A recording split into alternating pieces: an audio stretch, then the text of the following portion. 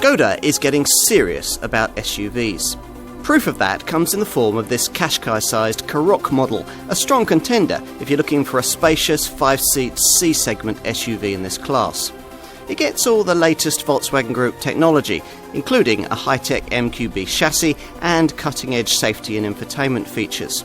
In theory then, there's everything you might want from a modern family-sized crossover of this kind.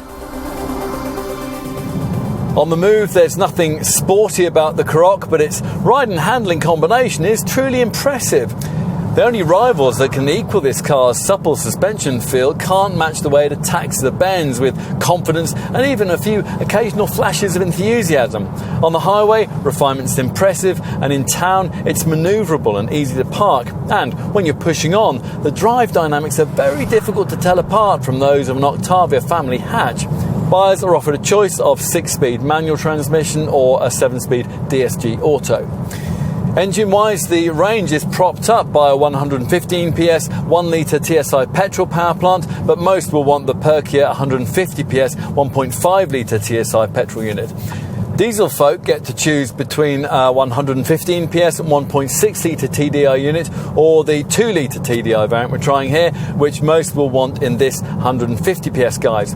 You'll need the 2-litre TDI engine if you want to specify 4-wheel drive and a diesel-powered Karoq, and if you go for all-wheel traction, you'll also get more sophisticated multi-link rear suspension.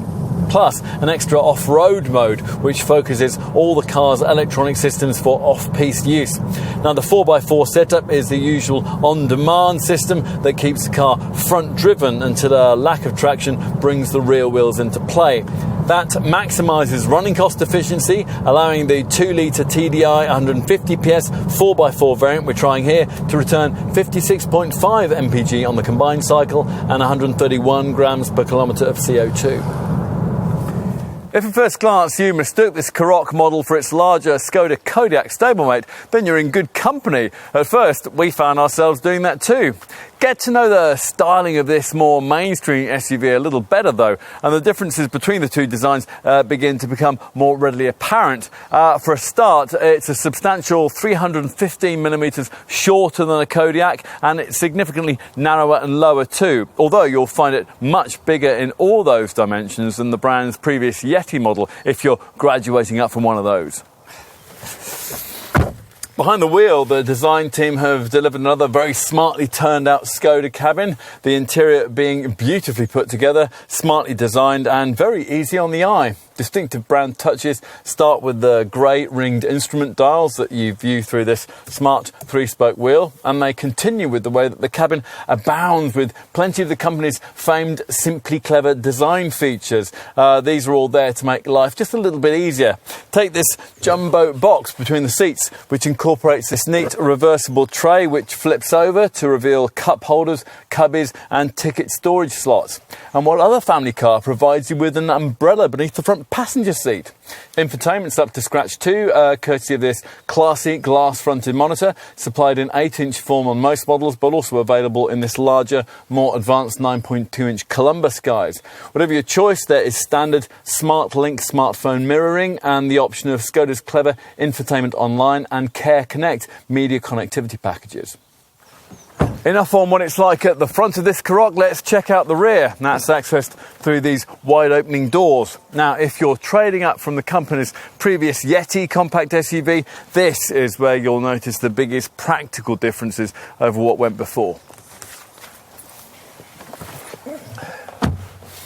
As you might expect, there is a lot more legroom than there was in that previous model, although taller folk might still find their knees brushing against the front seat backs.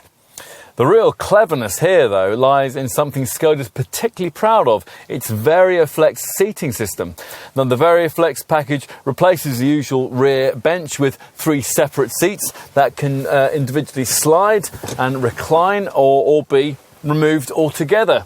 Now, if you only need space for 2, the centre seat can be removed, allowing the 2 outer chairs to be then pushed up to 80 mils further in towards the centre of the cabin, creating limousine-like levels of shoulder room. So, time to check out the cargo area. Now, the total space you'll actually get will depend on whether the variant in question has been equipped with that VariaFlex seating package that we're just talking about. Now, if it hasn't, you'll get a 521 litre boot. But if, as we would recommend, you do make sure that that feature is included, you'll get a cargo bay like this one that you can vary in size between 479 and 588 litres, depending on the position of those sliding rear seats. If you find yourself approaching this car a little cynically, then we would understand. At first glance, after all, it might be easy to dismiss it as just another quite forgettable European, mid-sized, fashion-orientated SUV. A necessary addition to the Czech brand's model range perhaps, but not the kind of product that could be in any way uniquely Skoda. Surprisingly though, the Karoq turns out to be more than that. In the endearingly comfortable way that it drives and handles, it's a very recognisable ambassador for the brand.